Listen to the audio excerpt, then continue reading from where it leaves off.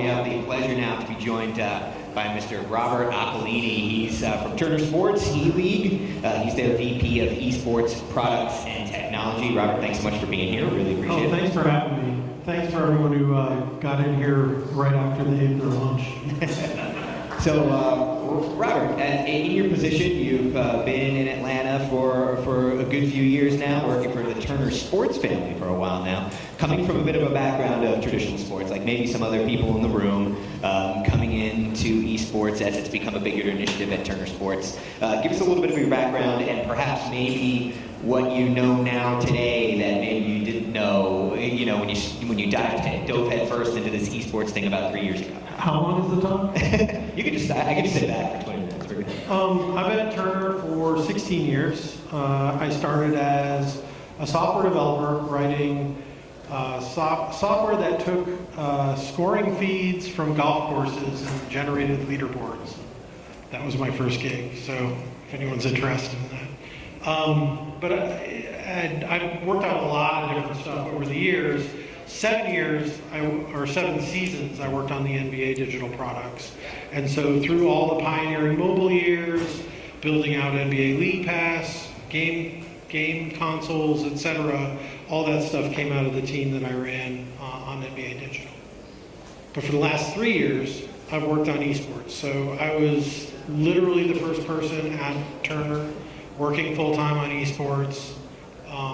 And I think what I said to you beforehand was I didn't know what I didn't know. I definitely have had a lifelong love of gaming. Was the GM of a well-known and very competitive World of Warcraft guild for 5 years. Cool. But that is not the same thing as working in esports. Let's see, through the last 3 years. Well, first of all, it's like 3.5 now, and the scene is almost unrecognizable. It's changed so much over that time. And it's crazy to me that I can work on something and feel like an old timer after 3 years, but that is kind of how it feels. I think for me, and you heard it during the ESL fireside earlier, one of the eye-opening things is just how much you have to ingest. We do a lot of different games. We are not focused on a single game. This year we've done a bunch. And so that means that my team and I need to know a lot about a lot of different games. And in order to figure out what fan engagement experiences to build on the digital side and what ways we can use to apply technology in the broadcast, you really need to understand the game, what the audience for that game likes, doesn't like, where they hang out. And that's not always easy, right? Like some of these audiences, I'm looking at you, FGC, are, they're very small, very close community, and so you can't just learn, there's no Cliff Notes version of FGC. You have to experience that. So, I think that is the biggest eye-opener for me 3 years in. And now, when you guys were coming in, the biggest challenge you guys probably faced was, proving your cred in the community. Here comes this traditional television network coming into play on our playground. In what ways do you feel that in your position, you and Turner and the ELEAGUE specifically have used technology to innovate in this space, to try new things, and what are some of the things that you're particularly proud of during that time? The first thing I'll say is we didn't really bring a lot of, operationalized tech from our traditional sports stuff over to ELEAGUE. But we did bring the mentality, right? It's never good enough. We're going to try new things. We're going to fail sometimes. I think the first product we shipped during our very first season was this Mosaic player called Game Command for Counter-Strike that lets you watch all 10 players or zoom in on any one individual player. And this was over 3 years ago now, or 2.5 years ago. And now we're starting to see a lot of other similar kind of experiences pop up. But the reason we could do that was we've been doing those kind of experiences. We did it for NASCAR. We did it for the NBA with alternate camera angles. And so we kind of knew we wanted to do that. It was just figuring out how to build a content plan for all those different POVs that would run through an encoder and then really put the power in the fans' hands. You want to watch these three guys the entire match? Be my guest. Because everything you need to do that's in there. One of the really interesting technologies that I wanted to get your take on, which you guys have been using, I guess maybe the last year or so, is eye tracking. Obviously, there's a lot of different kinds of technologies that fall under your responsibilities, but for this conference, really leaning into the production aspect of things. Perhaps one of the more interesting things that we've seen in this space. So, what did that take? How difficult was it? What was the reception like? I know that we have a bit of an example of what it looks like to just kind of give people an idea. And it goes back to some of the earlier conversations that were being had earlier today with the guys talking about their work on the front bench. How do you illustrate just how difficult this is for someone who maybe doesn't understand that this is very difficult and challenging? Sure. So that's kind of part of it. I mean, I've had this conversation with people a lot over the last year. Because the eye tracking technology embedded into laptops that Toby's had out there for a while, it's been there, and it's really useful. Alienware's done a great job of sort of partnering with Toby and merchandising it, and you can analyze your gameplay, etc. It's one thing to do that, and it's a completely different thing to, that's actually a pretty good screenshot. Good job. This is actually the most complicated version of it too. But anyway, from sort of a hallway conversation at the Atlanta Major that we did 2 years ago, I started looking into it, met with Toby, and by June of that year, we rented our studio, as weird as that sounds, for a couple of days and did proof of concept testing.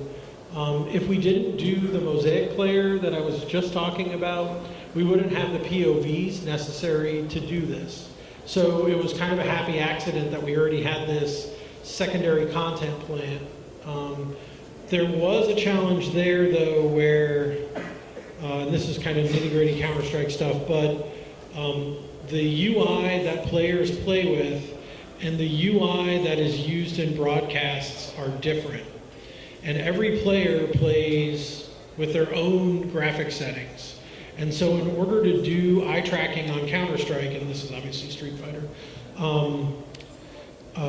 we have to find out what the UI settings that player is running are, and then reconfigure the back-end content factory to output with those settings so that the eye tracking is accurate. But we managed to do it, and the fans loved it, and I knew that Counter-Strike fans loved it when I started seeing the parody videos of eye tracking show up on Reddit, and there were just an absolute ton of them. That means you've been accepted. I was so excited. There are a lot of problems.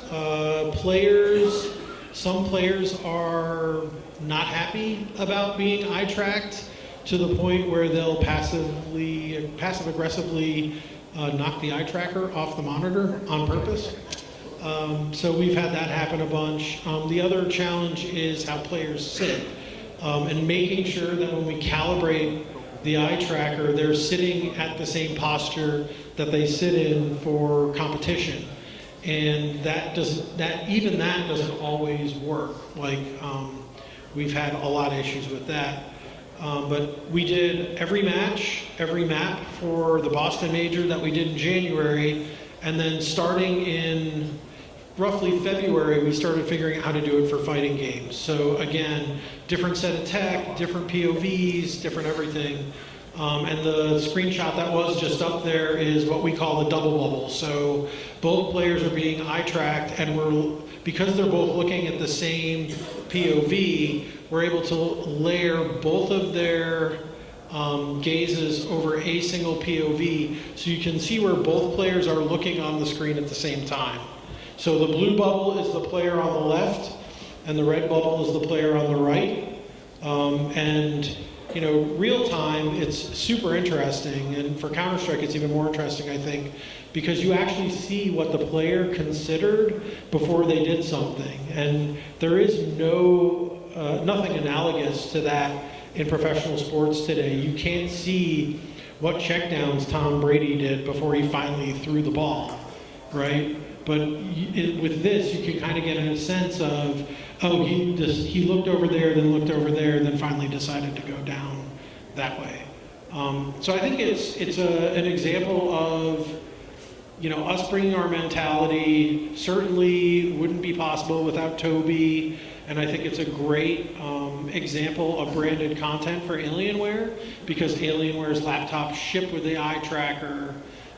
It's a great sort of holistic package showing how useful eye tracker is, and then talking about how you can get it. In some ways, some of the things we're talking about today at this conference, some of them are so different from some of the challenges that traditional sports face, and some of them are exactly the same. Like sports science, for example. You guys are doing a lot of work in this, and what it takes physically for an esports athlete to do what they're doing, whether they're on stage in a high pressure environment at like Blizzard Arena or something like that, or it's an early round of a competition.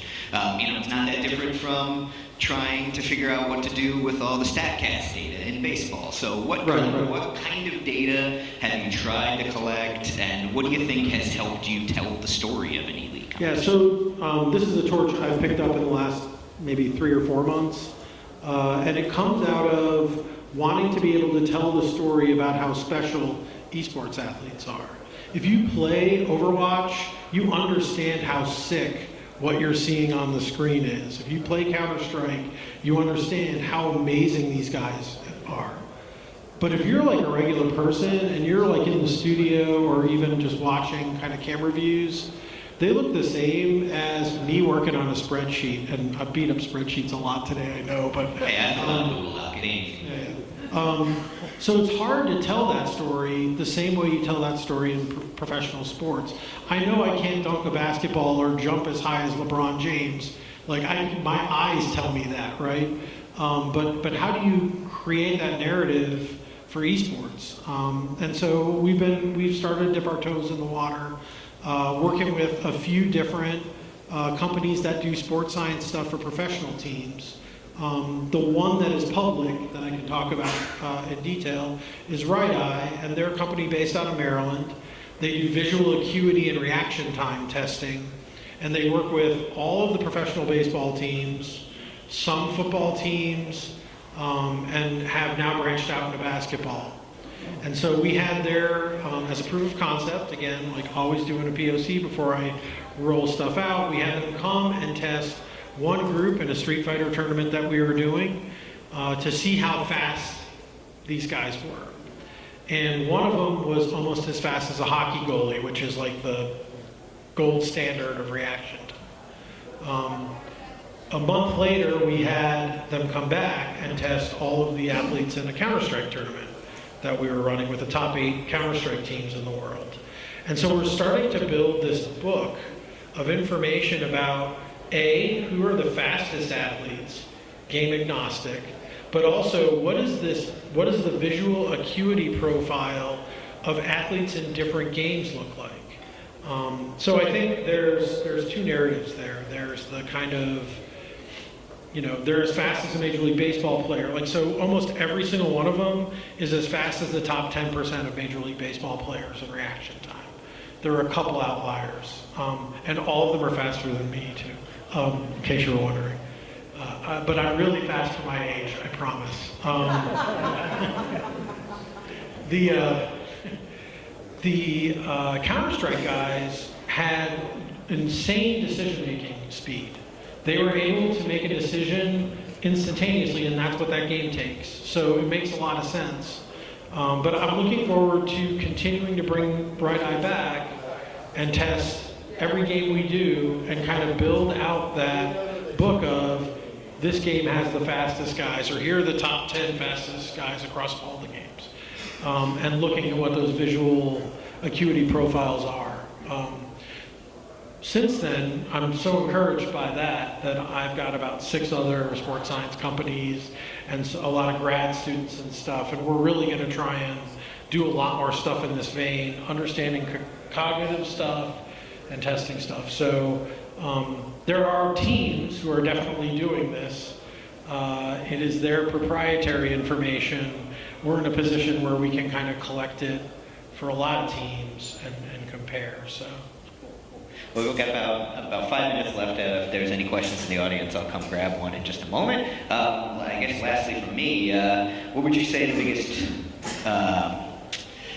challenges that remains in your position right now? What's something that you wish you could solve over the next handful of months that's very, right in front of your face on a daily basis?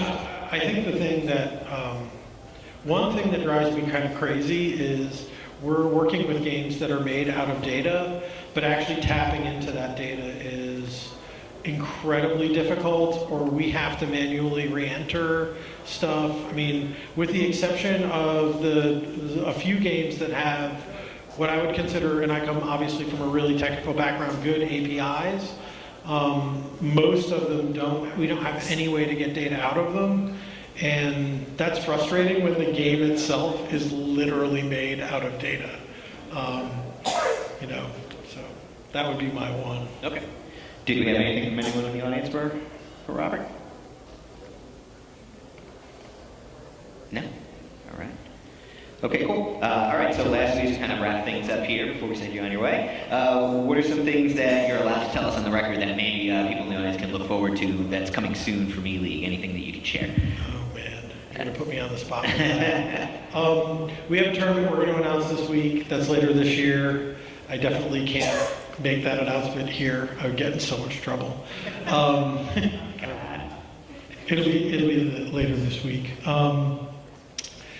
We have a lot of stuff coming up, like a real lot of stuff, and almost all of next year is already booked up too.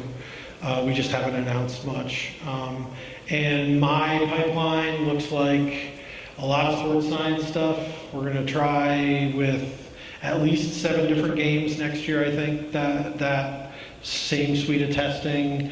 And I'm very open, by the way, to working with other folks if they want to work together to kind of build this knowledge base of what it means to be an esports athlete. Yeah, we can talk. Now the hands go up. All right, Robert, thank you very much for joining us. Really appreciate it. Everyone give us a round of applause. Thanks for getting me out of here in time for my flight.